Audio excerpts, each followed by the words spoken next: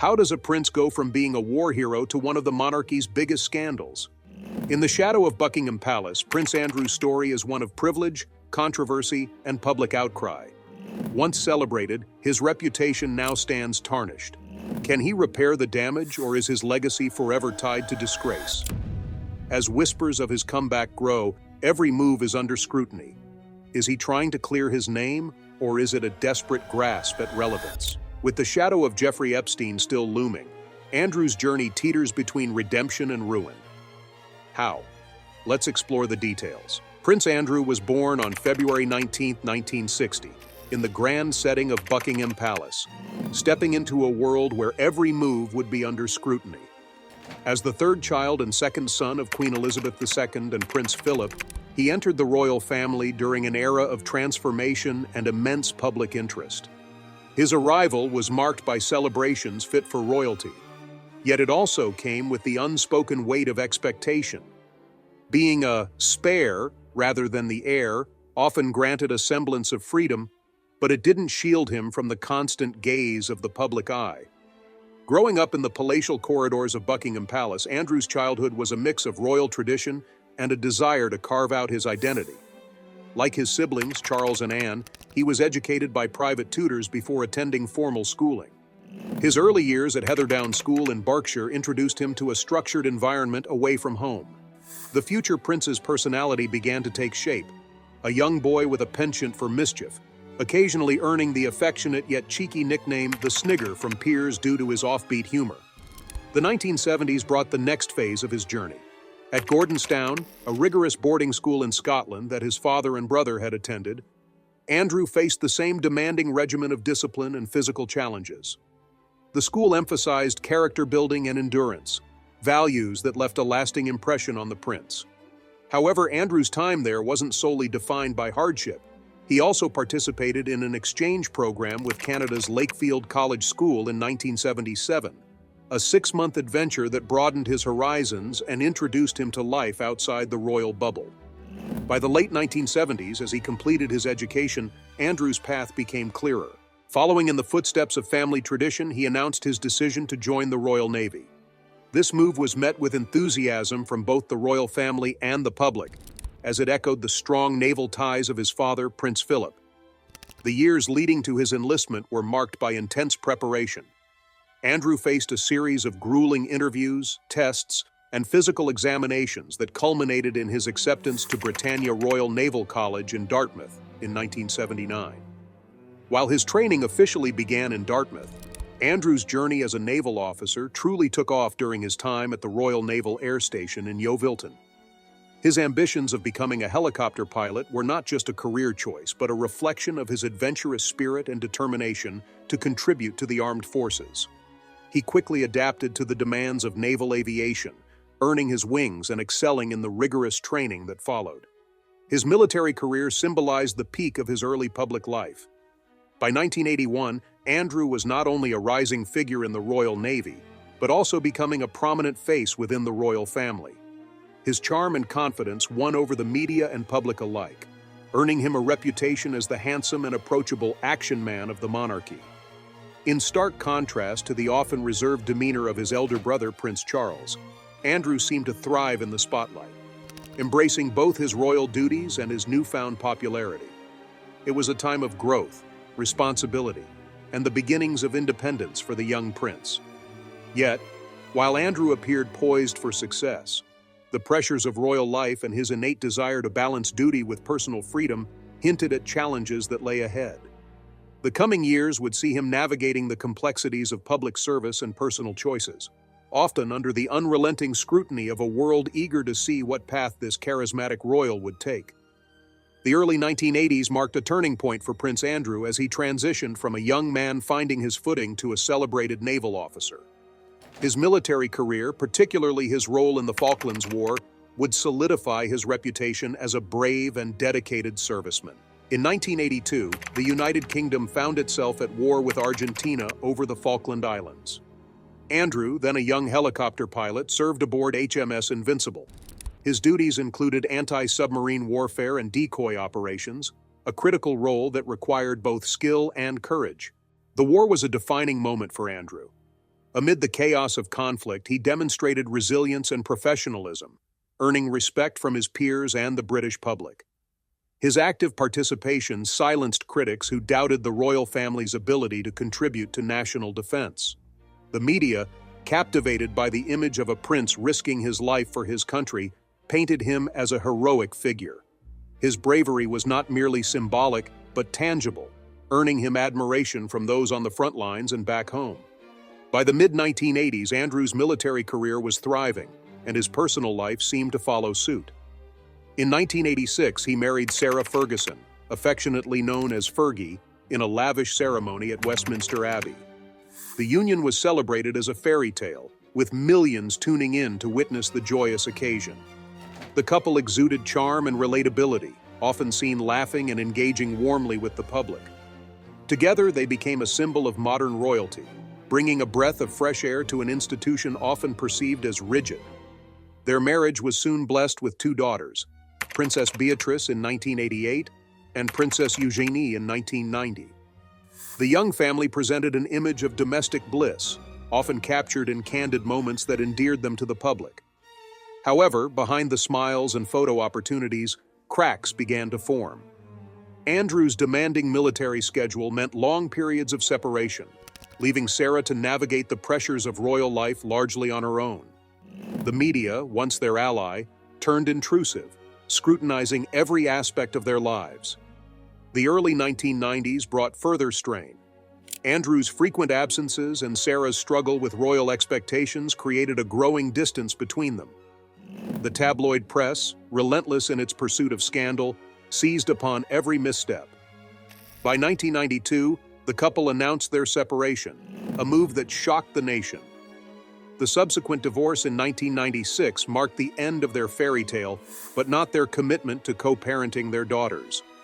Despite their split, Andrew and Sarah maintained a close relationship, often described as an unconventional but effective partnership. While his personal life was in turmoil, Andrew's public role evolved. He shifted focus from military duties to supporting charitable causes and representing the monarchy at various events. His involvement in philanthropic activities showcased a different side of him, one dedicated to service and community. Yet, the public narrative surrounding him began to shift, subtly foreshadowing the controversies that would later dominate his story. The late 1990s and early 2000s marked a quieter period in Andrew's life. His daughters grew up under the watchful eye of the media, and he settled into a routine of royal engagements and private pursuits. However, whispers of extravagance and questionable associations began to emerge. Andrew's penchant for luxury and high-profile connections slowly started to eclipse his earlier image as a dedicated public servant. It was during this period that his friendship with Jeffrey Epstein first came to light. Epstein, a wealthy financier with a murky background, became a figure of growing influence in Andrew's social circle. Initially, their relationship drew little attention, dismissed as yet another example of the prince's tendency to mingle with controversial figures. Yet this connection would prove to be a ticking time bomb, one that would eventually overshadow Andrew's military heroism, royal duties, and philanthropic efforts. As the world entered a new millennium, Andrew seemed poised to continue his role as a senior royal. But the seeds of scandal had already been sown, waiting for the moment when they would bloom into a full-blown crisis.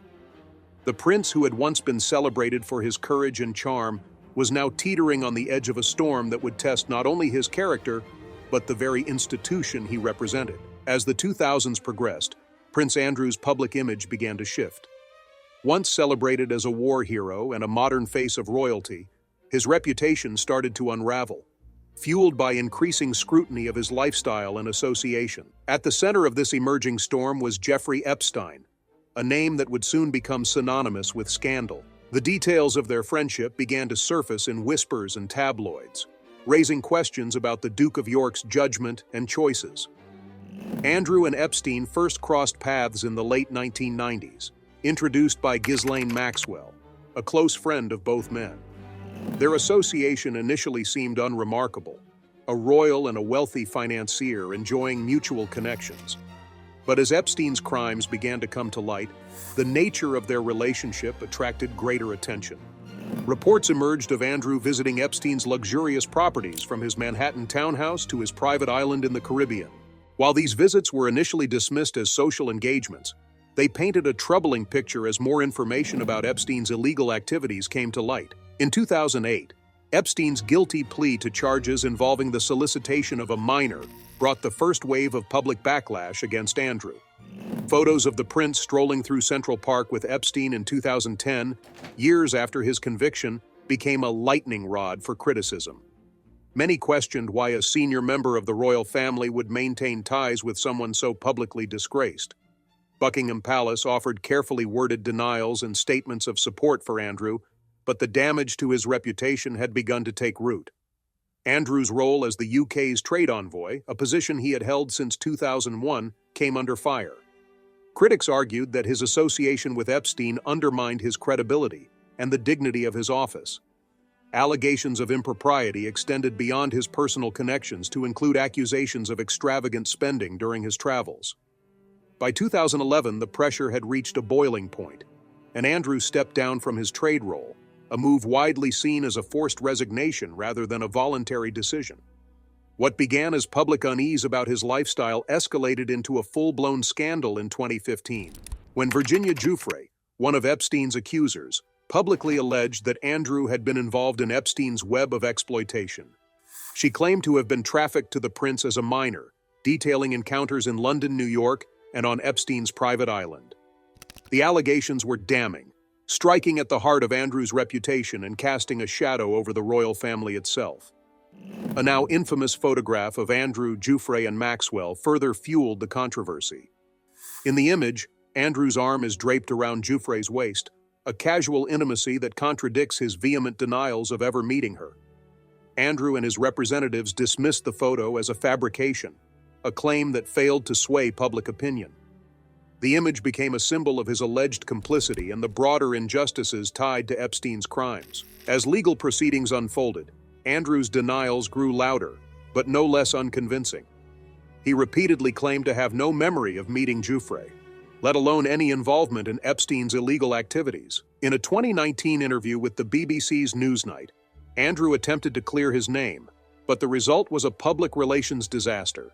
His explanations, including the now infamous claim that he was incapable of sweating due to a wartime injury, were widely mocked and dismissed as implausible. The interview, far from quelling public outrage, only deepened the public's mistrust.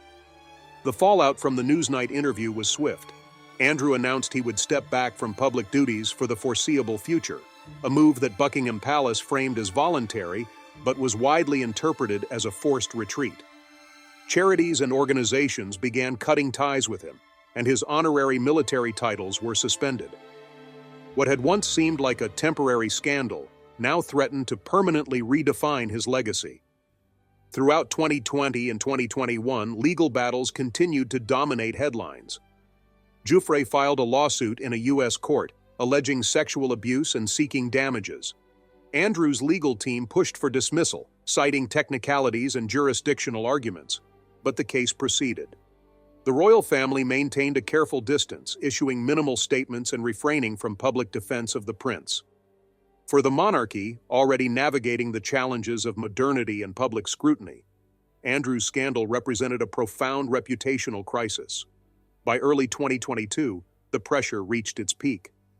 Buckingham Palace announced that Andrew would no longer use the title His Royal Highness in any official capacity, effectively stripping him of a core symbol of his royal status. The statement was terse and formal, signaling a clear attempt by the monarchy to distance itself from his actions. Though he remained a member of the royal family, his public role was effectively over. As the Epstein scandal unfolded, it overshadowed much of Andrew's earlier life and achievements. His military service, once a source of pride and public admiration, became a footnote in the broader narrative of his fall from grace. Friends and allies dwindled, and even those who remained loyal were cautious in their public support. The prince, who had once been celebrated for his courage and charm, was now synonymous with scandal and controversy. Yet despite the growing evidence against him, Andrew continued to maintain his innocence. His insistence that he had no knowledge of Epstein's crimes and no involvement with Giuffre remained unchanged. The public, however, was far less convinced, and the allegations against him became emblematic of the broader failures to hold powerful individuals accountable. The Epstein connection, while the most damaging, was not the sole source of Andrew's tarnished reputation. Over the years, stories of arrogance, extravagance, and questionable behavior had emerged, painting a picture of a prince increasingly out of touch with the public and the responsibilities of his role. The scandals had exposed not only Andrew's flaws but also the vulnerabilities of the monarchy itself, raising uncomfortable questions about privilege, accountability, and the institution's future. As the fallout from the Epstein scandal intensified, Prince Andrew's life entered an uncharted territory of public disdain and isolation. By 2022, the Duke had become a polarizing figure, whose presence was a liability even within his own family. Buckingham Palace, long adept at managing crises, found itself navigating a controversy that refused to fade. While the monarchy is no stranger to scandal, Andrew's situation was uniquely challenging. His ties to Epstein brought not just moral questions but also legal entanglements. The royal family's response to the mounting allegations was deliberate but firm. Andrew's removal from public duties in 2019 marked the beginning of a calculated effort to distance the institution from his actions. This move escalated further in January 2022, when the Queen stripped him of his honorary military titles and royal patronages. In effect, Andrew was cut off from his formal role within the family, a public and symbolic measure designed to signal accountability. Behind the scenes, however, the situation was far more complex. Reports suggested that Andrew's relationships within the family had strained significantly. His older brother, now King Charles, was particularly vocal about the need for damage control. Charles had always envisioned a streamlined monarchy, and Andrew's ongoing scandal posed a direct threat to that vision. Private discussions among senior royals reportedly emphasized the importance of minimizing Andrew's involvement in royal affairs, even in unofficial capacities. Meanwhile, Andrew's legal troubles persisted. Virginia Giuffre's lawsuit, filed in 2021, loomed large. The case attracted global media attention, with every procedural update dissected and debated. Andrew's legal team initially attempted to dismiss the lawsuit on technical grounds, including questions about jurisdiction and prior settlements. However, these efforts failed, and the case moved forward. The prospect of a trial threatened to unearth even more damaging details, intensifying the pressure on both Andrew and the royal family. In February 2022, Andrew reached an out-of-court settlement with Giuffre. The agreement reportedly included a significant financial payment, though the exact amount was never disclosed. While the settlement did not include an admission of guilt, it was widely seen as an implicit acknowledgement of the seriousness of the allegations. The royal family, already reeling from public criticism, sought to portray the settlement as a step toward resolution, but it did little to repair Andrew's reputation. Despite the settlement, Andrew's public image was beyond salvage. The fallout extended beyond his personal life, impacting charities and organizations with which he had long been associated. Many severed ties, citing reputational concerns. Even institutions with historical links to the royal family opted to distance themselves, underscoring the severity of the situation. Throughout 2022 and 2023, Andrew's appearances were sparse and carefully managed. He was notably absent from several high-profile royal events, including some of the Platinum Jubilee celebrations marking the Queen's 70-year reign. When he did appear, such as at his father Prince Philip's memorial service, the reactions were mixed. Some saw his presence as a show of familial unity, while others criticized it as a tone-deaf move in light of ongoing public outrage. Andrew's relationship with the public continued to deteriorate. Social media amplified criticism, with hashtags calling for accountability trending during major royal events. Petitions demanding that Andrew relinquish his Duke of York title gained traction, particularly in the city of York itself.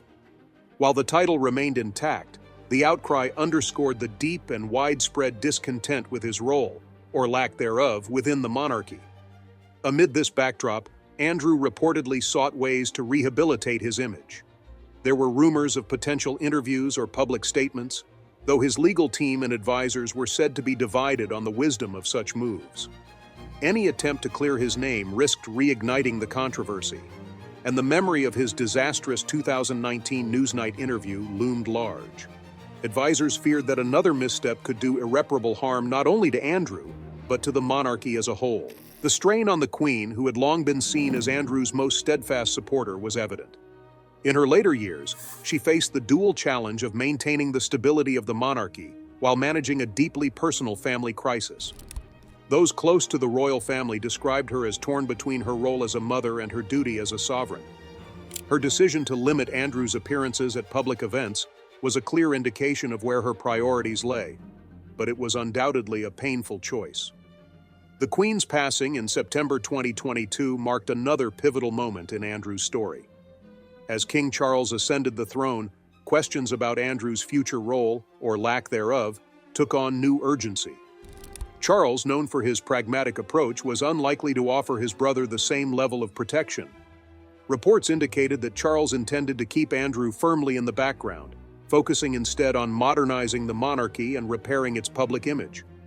In the months following the Queen's death, Andrew's public life was virtually non-existent. He retreated to Royal Lodge, his residence in Windsor, where he lived a life far removed from the public spotlight he once embraced.